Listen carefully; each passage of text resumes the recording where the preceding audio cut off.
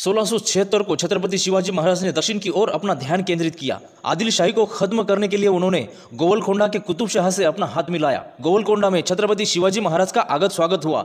आदिल शाही, मोगल शाही, कुतुब शाही, इस सभी सत्ताधारियों के साथ कड़वी जंग छेड़ने वाला राजा, महाराष्ट्र में खुद का स्वराज्य निर्माण करने वाला राजा छत्रपति शिवाजी महाराज, इस राजा के पराक्रम सिर्फ सुने थे, साक्षात वही राजा आज अपने राज्य में आया। ये सुन के उन्हें देखने के लिए हजारों गोवलकोंडा वासी आए। महाराज के साथ में है उनके सरसेनापति हंबीरराव मोहिते, येसाजी कंक, सूर्याजी मालुसरे, बालाजी मोरे, सर्जेराव जेधे, बालाजी डवडेरे। तानाशाह ने सबका स्वागत करते हुए एक प्रश्न किया, महाराज आपकी शाही फौज देखकर हमें बड़ी खुशी हुई, लेकिन ताजुब की बात यह है कि आपके फौज में हाथी नहीं देखे हमने।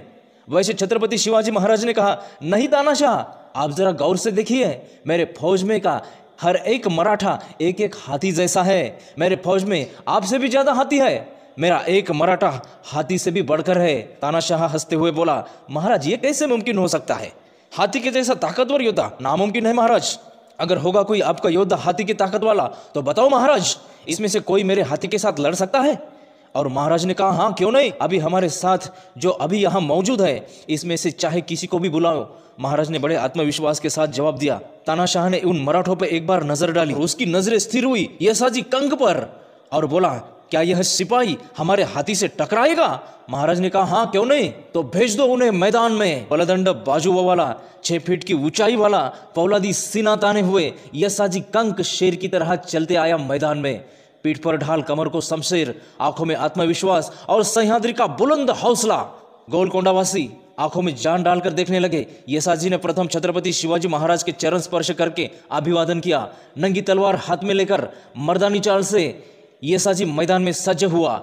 न जाने क्यों छत्रपति शिवाजी महाराज की आंखें भर आई और तानाशाह का मदमस्त हाथी उसके 25 सैनिकों ने मैदान में लाके छोड़ दिया।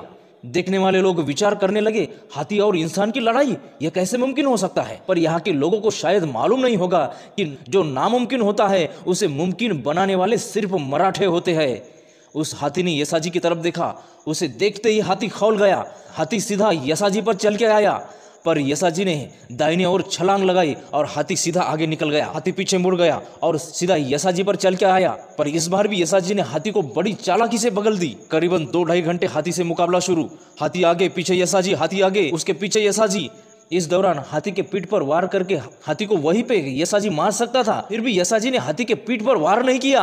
2-2.5 घंटों से अपना येसाजी हाथी के साथ यूं ही खेल रहा था। वैसे वो हाथी पागल होता जा रहा था। शरीर में चीते की जैसी बहादुरी, बाज की जैसी नजर और एक एक बाजू में 100 हाथियों की ताकत वाला येसाजी अब हाथी के आमने सामने आया था। तानाशाह का बदन पसीने से भीग गया था, थर थर कांपने लगा वो। लोगों के बदन पर रोमांच खड़े हुए। येसाजी ने हाथी को जैसे धड़क दी, वैसे हाथी ने येसाजी को अपने सूंड में पकड़ लिया।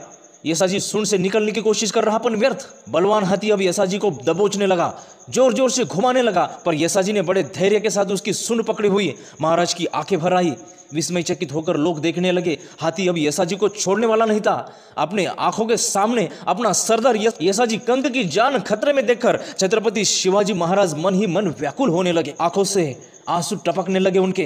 लोग मुंह में उंगली डाल के वो भयानक दृश्य देखने लगे। हाथी अब छोड़ेगा नहीं और येसाजी ने सूंड को पकड़े हुए बड़े ही चालाकी से अपनी पूरी ताकत इकट्ठा करके तलवार हवा में लहराई और पल में ही हाथी के सूंड पर जोर से वार किया। येसाजी का वो वार इतना जबरदस्त था कि एक ही वार में हाथी के सूंड के 2 टुकड़े हो गए। जख्मी हाथी चिल्लाते हुए जमीन पर गिर गया। खून के फवारों से येसाजी का पूरा बदन भीग गया था। सीधे साधे दिखने वाले ये मराठी इतने भयानक रूप धारण करके बलवान हाथी को मार डालेंगे, ऐसा कुतुब शाह ने अपने सपने में भी नहीं सोचा होगा। येसाजी, येसाजी, येसाजी, पूरे भरे मैदान में ही सिर्फ नाम गूंज उठा येसाजी का। येसाजी शांत चित्त से शामियाना में आया। महाराज के सामने महाराज ने येसाजी आते ही जोर से गले लगाया उसे।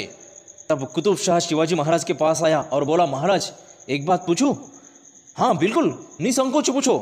महाराज, जब येसाजी हाथी के साथ लड़ रहा था आपकी नजर बार बार नीचे क्यों झुक रही थी? आपकी आंखों में आंसू क्यों आए महाराज? और महाराज कहने लगे, तानाशाह आपका ऐसा पूछना उचित है। यह हमारे मावले हमारे लिए एक इशारे पर जान देने के लिए तैयार है, पर इस बेफजूल की लड़ाई में मेरे येसाजी की जान भी जा सकती थी। हम खुद का मनोरंजन करने के लिए कभी भी हमारे मावलों की जान दांव पर लगाते नहीं। आपके कहने पर हमने येसाजी को मुकाबला करने भेजा, पर वो वापस आने तक हमारी जान हमारे रूह में नहीं थी, हमारी जान हमारे येसाजी में थी। वो कुतुब शाह भी सोचता रहा, राजा कैसा होना चाहिए तो इस छत्रपति शिवाजी महाराज जैसा, और सरदार कैसा होना चाहिए तो इस यसाजी कंक जैसा।